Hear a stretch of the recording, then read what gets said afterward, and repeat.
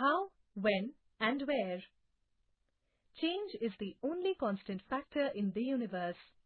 Nothing is static in this world. There is always a continuous change in the social, economic, and cultural life of the people living in different parts of the world. As we embark upon a journey from times immemorial, we will notice that several of our present practices and beliefs have undergone a change from those of the ancient and medieval times. You may even ask yourself when and how.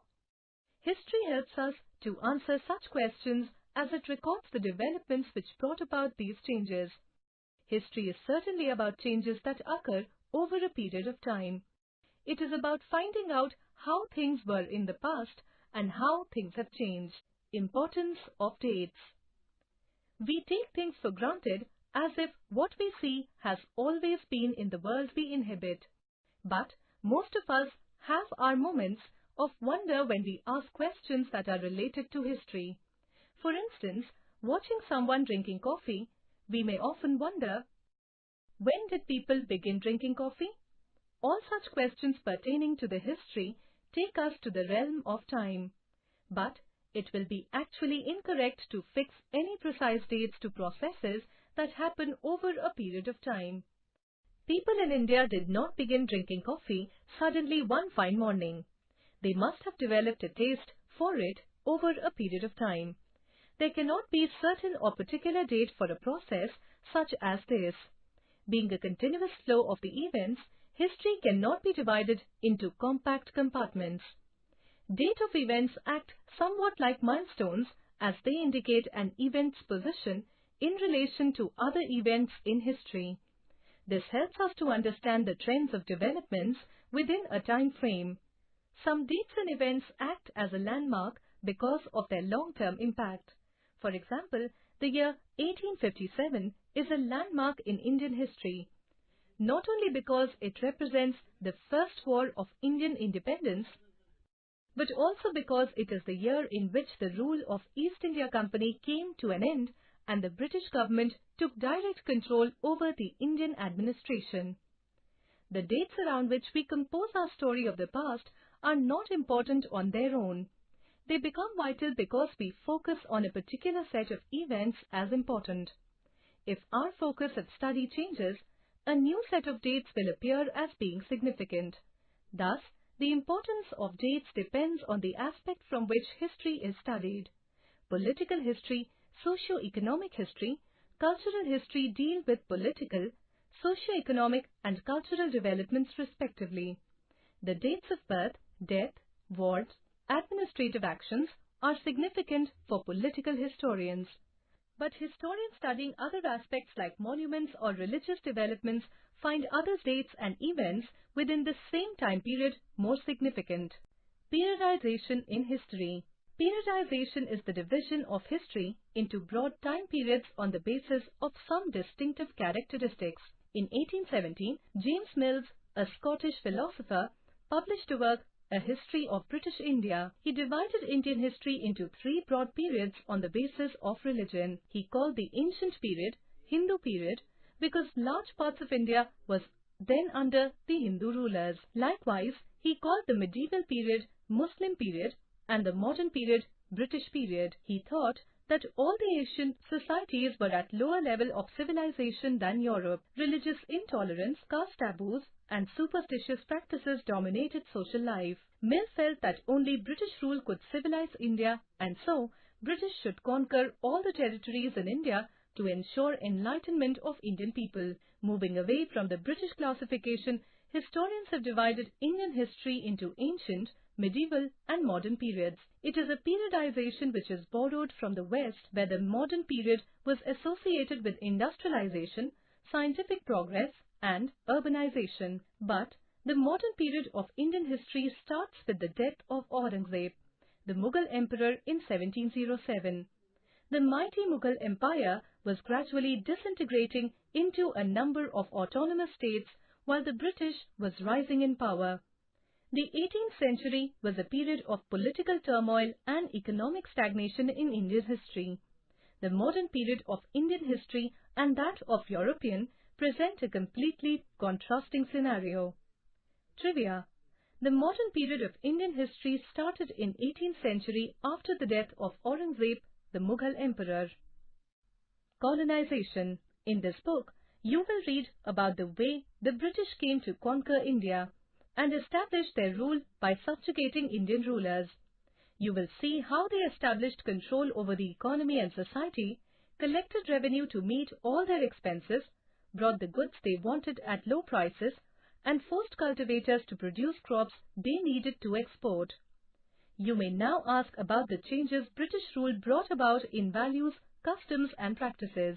When the subjugation of one country by another leads to these kinds of political, social, economic and cultural changes, we refer to the process as colonization. A colonizing country uses the resources of its colonies to promote its own modernization. But in the colonies, it introduces modernization only to the extent that suits its own interest.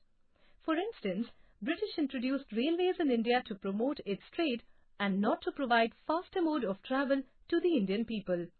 Generally, for the rest of the people, colonial rule created conditions of poverty, disparity and discrimination. Colonization gave the British complete control over India's rich resources. They adopted policies which affected every aspect of the lives of the people in India. However, these policies did not have a uniform effect on the entire Indian society. While they brought benefits to small sections of people, they brought misery in much larger numbers. Source material. The history of the modern period is derived from many sources. Some of the sources are original, primary. They include original documents and literary evidences, manuscripts, videotapes of incidents and interviews of important personalities. State and national archives preserve these sources. There are also derived, secondary sources which help us to reconstruct history. They include books, newspapers, reviews and written records available in the libraries. Many of these books and records are reprinted to make them easily available to all. Administrative records. British maintained strict control over administration and had all administrative actions recorded in documents. As a result, all administrative offices, from central to provincial level, had record rooms where official documents such as letters, departmental records, survey reports were preserved. When printing did not come in use, these documents were carefully copied out and beautifully written by calligraphists, those who specialized in the art of beautiful writing. By the middle of the 19th century, with the spread of printing, multiple copies of these records were printed as proceedings of each government department.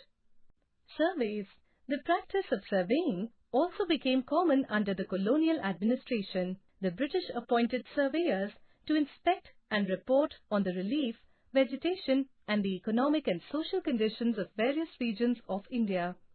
These reports helped the British to know about the regions they were to administer and helped them to figure out on how to take advantage of the conditions. From the end of the 19th century, census operations were held at every 10 years. These prepared the detailed records of the number of people in all the provinces of India, noting details about castes, religions and occupations. There were many other surveys like archaeological surveys, anthropological surveys and forest surveys, etc. The first Surveyor General of India was appointed in 1815. Sir George Everest became the Surveyor General in 1830 and in 1849 the height of Mount Everest was calculated. It was named after him for his exemplary contribution. Progressively, better instruments were used for surveys. Topographic sheets showed scattered settlements on hillsides, temples, heights of mountains, and depth of oceans.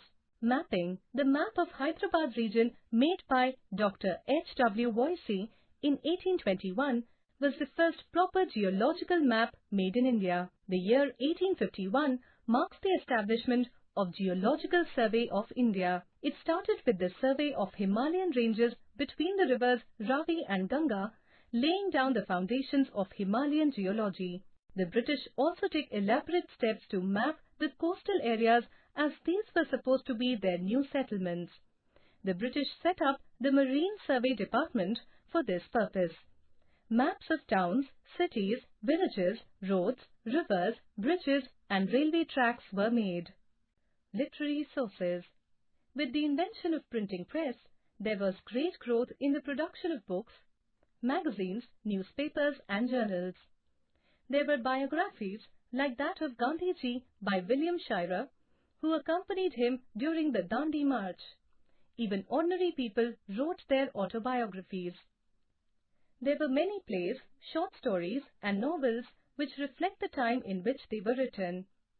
What is remarkable is the fact that many women wrote in this period. Rasundari Devi was the first woman to write an autobiography in Bengali. Many books were written on the history of India, such as the one by Vincent Smith. Some authors, like Max Mueller, wrote about Indian philosophy, although he never visited India. Books that contain collection of speeches like that of Nehru or the 100 volumes of Gandhiji's collected works are extremely important as they place events in correct perspective. For the first time, books on the economic history of India were written in this period. Poverty and British Rule in India was written by Dadabhai Naoroji, the great old man of India, which attacked British government's economic policies. Hundreds of newspapers were published in India, not only in English but also in regional languages or vernaculars. These are crucial for understanding this period as they express the actual views of people of different regions. The most famous were Bal Gangadhar Tilak's Kesari in Marathi and Mirat-ul-Akbar of Rajaram Mohan Roy in Persian. The newspaper had news, cartoons, editorials and even advertisements. Cartoons presented a satirical and humorous view of life and events. Trivia. Dandi March is also known as Salt Satyagraha, which began on 12th March 1930. The march led by Gandhiji as a mark of protest and is an important event of War of Independence. Besides literary sources, photography and painting also constitute an important part of sources. Photography was a new art medium as it captured historical movements for posterity and facilitated an almost perfect historical representation. Another medium that helps in the study of this period is films, both documentary and feature films. Many of these films are stored with the Films Division. Feature films are generally based on stories, both fictitious and real life. Next. National Museum. The National Museum in New Delhi and other museums in different parts of the country have preserved many coins, paintings, jewelry, weapons and other artifacts of the period. The Salarjung Museum in Hyderabad is a royal treat with a collection of over 40,000 art objects. It includes a founder's gallery and a rare manuscript section. The museum has provided a perfect ambience for the display of the priceless jewels of the Nizams. These have been placed in a specially built hall decorated with chandeliers, modern lighting and lush carpets.